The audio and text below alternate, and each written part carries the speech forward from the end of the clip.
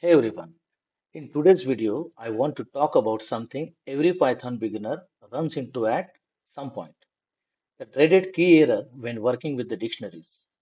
But don't worry, I'll show you how to handle it safely, cleanly, and without breaking your code.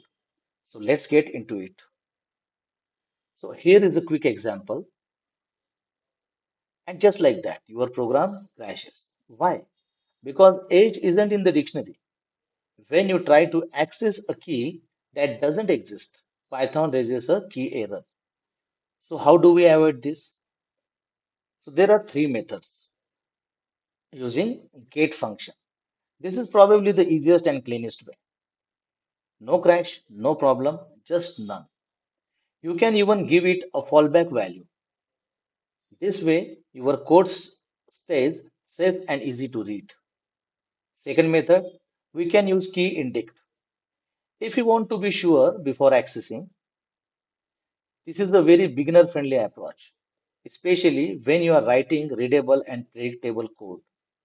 And our last method, using try except.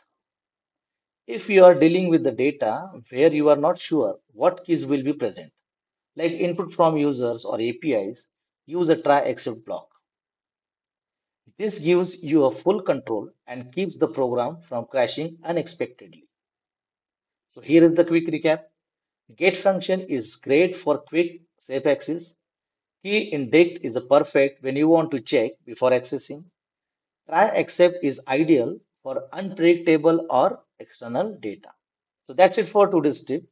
Handling dictionary keys safely might seem like a small thing, but it makes a big difference, especially as your code gets more complex.